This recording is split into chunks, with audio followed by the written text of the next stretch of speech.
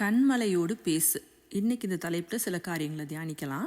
ஒரு நாள் நான் ஜெபம் பண்ணிக்கிட்டு இருந்தேன். ஆண்டவர்கிட்ட எல்லா காரியத்தையும் ஆண்டவரை துதித்து கொண்டு ஆண்டவர்கிட்ட என்னோடய தேவைகள், என்னோடய காரியங்கள் எல்லாவற்றையும் ஆண்டவர் தெரியப்படுத்தி கொண்டிருந்தேன். அப்போ எல்லாம் முடிச்ச உடனே ஆண்டவர் சொன்னார், அந்த கண்மலையான காரியங்களை பார்த்து நீ பேசு அப்படின்னு சொன்னார். அதாவது எந்தெந்த பிரச்சனைகள், நீ எதெல்லாம் பிரச்சனைகள் தேவைகள்னு சொல்கிறியோ அதெல்லாம் பார்த்து நீ பேசு அப்படின்னு சொன்னார். சொல்லிவிட்டு ஆண்டவர் ஒரு விஷயம் எனக்கு ஞாபகப்படுத்தினார். எப்படி இஸ்ரவேல் ஜனங்கள் வனாந்திரத்தில் தண்ணி இல்லாமல் இருக்கும்போது மோசே ஒரு கண்மலையை பார்த்து பேசுவார், உடனே தண்ணீர் வரும் இல்லையா, அந்த காரியத்தை ஆண்டவர் ஞாபகப்படுத்தினார். சரின்னு சொல்லிட்டு நானும் எனக்கு என்னென்ன தேவைகள், என்னென்ன பிரச்சனைகளை முறையிட்டு இருந்தேனோ, ஆண்டவர்கிட்ட சொல்லியிருந்தேனோ அது எல்லாத்தையும் நான் பார்த்து பேசி ஜெபத்தை முடிச்சுட்டு வந்துட்டு அந்த என்னாகமம் 20வது அதிகாரத்தில் தான் இந்த வசனம் இருக்குது. அப்போ நான் அதை எடுத்து படிப்போன்னு சொல்லி படிச்சுட்டு இருந்தேன். என்னாகமும் 20:2 வசனத்திலிருந்து அப்படியே வந்துட்டே இருக்கும் இந்த நிகழ்ச்சிகள். அப்போ 8வது வசனத்தில் நான் பார்க்கும்போது ஆண்டவர் சொல்லுவார் மோசையை பார்த்து, நீ கோலை எடுத்துக்கொண்டு நீயும் உன் சகோதரனாகிய ஆரோனும் சபையாரை கூடி வரச் செய்து அவர்கள் கண்முன்னே கண்மலையை பார்த்து பேசுங்கள், அப்பொழுது அது தன்னிடத்தில் உள்ள தண்ணீரை கொடுக்கும் அப்படின்னு சொல்லி போட்டிருந்துச்சு. எனக்கு இந்த வசனத்தை படிக்கும்போது அது தன்னிடத்தில் உள்ள தண்ணீரை கொடுக்கும் அப்படின்னு இருக்கே, அது எப்படி ஒரு பாறைக்குள்ளே எப்படி தண்ணீர் இருக்கும் அப்படின்னு ஒரு டவுட் வந்துச்சு. சரி, இங்கிலீஷ் பைபிள் எடுத்து பார்க்கும்போது த ராக் வில் கிவ் இட்ஸ் வாட்டர்னு இருந்துச்சு. அதுலேயும் அதே மாதிரி இருந்துச்சு. அப்போ நான் உட்காந்து ஆண்டவர்கிட்ட அப்படியே ஜெபம் பண்ணும்போது அப்போ ஆண்டவர் வெளிப்படுத்தி காமிக்கிறார். எப்படி அப்படின்னா, இப்போ எந்த பாறைக்குள்ளேயுமே தண்ணி இருக்காது. இப்போ நம்ம கடலுக்குள்ளேருந்து ஒரு சின்ன கல், பாறை, பெரிய பாறை எடுத்தால் கூட அது தண்ணிக்குள்ளேயே ஊறி போய் கிடக்கும். ஆனால் நம்ம வெளியில் எடுத்து அதை உடைக்கும் போது அதுலேருந்து ஒரு சொட்டு தண்ணி வராது. அதுலேருந்து என்ன வரும்? கல் வரும், மண் வரும், இப்படி தான் வரும்.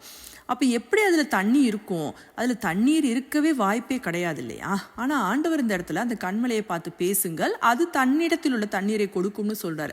அப்போ தேவன் அந்த இடத்துல என்ன பண்ணியிருக்கார் அப்படின்னா, அந்த பாறைக்குள்ளே ஆல்ரெடி அவர் என்ன பண்ணிட்டார்? தண்ணியை வச்சுட்டார். நம்ம அதை பார்த்து பேசினா மட்டும் போதும், அந்த இடத்துல தண்ணி வெளியில் வந்துடும் அப்படின்றது தான் ஆண்டவர் அந்த இடத்துல சொல்லி கொடுத்தார். அப்போ நம்ம வாழ்க்கையிலையும் நிறைய காரியங்கள் நம்மளுக்கு இருக்கும். ஒவ்வொருத்தருக்கும் ஒவ்வொரு விதமான பிரச்சனைகள், வியாதிகள் இருக்கலாம், கடன் இருக்கலாம், ஒரு சமாதான குறைவு இருக்கலாம், இல்லை ஏதோ ஒரு ஆசீர்வாதத்துக்கு தடையாக இருக்கலாம், மலடான காரியங்கள் நிறையா இருக்கலாம். இப்படியெல்லாம் நம்ம லைஃப்பில் ஒவ்வொரு காரியங்கள் இருக்கும். அப்போ நம்ம என்ன செய்யணும் அப்படின்னா, நம்ம அதை பார்த்து பேசணும். அந்த காரியங்களை பார்த்து நம்ம பேசும்போது அதனுடைய எல்லா குறைவுகளும் மாறும். தேவன் அதை என்ன பண்ணிடுவார்? அதை நம்மளுக்கு ஆசீர்வாதமாக மாற்றி கொடுத்துருவார் அப்படியேவும். அப்போ சூழ்நிலை எதுவாக இருந்தாலும் நம்ம என்ன பண்ணணும்? ஆசீர்வாதத்தை தான் பேசணும். இப்போ நம்ம வியாதியாக இருக்கும்போது நான் வியாதியாக இருக்கேன்னு புலம்பக்கூடாது. அந்த இடத்துல போய் ஆண்டவருடைய தழும்புகளால் நான் சுகமானேன்னு சொல்லிட்டு அந்த இடத்துல நான் ஆரோக்கியத்தை எடுத்துக்கொள்ளுகிறேன்னு நம்ம பேசணும். இந்த வியாதிக்கு என் மேலே அதிகாரம் கிடையாதுன்னு நம்ம பேசணும். ஒரு கடன் இருக்குது அப்படின்னா, நானும் கடன் வாங்குவதில்லைன்னு ஆண்டவர் சொல்லியிருக்கிறாரு. என் குறைவுகள்லாம் இயேசு கிறிஸ்து ஐஸ்வர்யத்தினால நிறைவாக்குவேன்னு சொல்லியிருக்காரு. அதனால எந்த தரித்திரமும் என் வீட்டுக்குள்ளே இருக்க முடியாது. தரித்திரத்தெல்லாம் இயேசு கிறிஸ்து சிலுவையில் சுமந்து தீர்த்துட்டார்.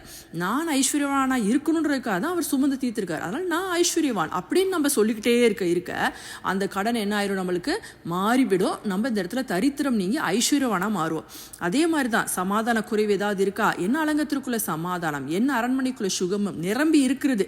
அதனால இந்த சமாதான குறைவான காரியங்களுக்கு என் வீட்டுக்குள்ள அனுமதி கிடையாதுன்னு நம்ம தான் அதை ஸ்டாப் பண்ணணும். அதே போல் மலடான காரியமாக இருக்கலாம், பூட்டப்பட்ட கதவுகள் இருக்கலாம், ஏதாவது ஒரு ஆசீர்வாத தடைகள் இருக்கலாம். அதெல்லாம் பார்த்து நம்ம பேசணும். நம்ம வாயை திறந்து தேவனோட வார்த்தையை வச்சு பேசணும்.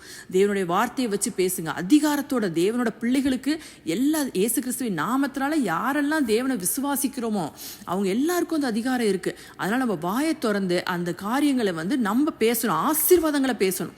ஆசீர்வாதங்களை பேச இந்த காரியங்கள்லாம் என்ன ஆகும்? நம்மளுக்கு ஆசீர்வாதமாக மாறிவிடும். இப்படி தான் ஆண்டவர் எனக்கு சொல்லி கொடுத்தார். அதனால் நம்ம இன்னைக்கு வாழ்க்கையில் எந்தெந்த காரியங்கள்லாம் உங்கள் குடும்பத்தில் உங்களுக்கு கண்மலையாக தெரியுதோ அந்த கண்மலையான காரியங்கள் எல்லாம் உங்களுக்கு நீரூற்றாக மாறும், ஆசீர்வாதமாக மாறும். நீங்கள் வாய் திறந்து தேவனோட வார்த்தையை வச்சு பேசுங்க, உங்களுக்கும் ஆசீர்வாதம் உண்டாகும். God bless you.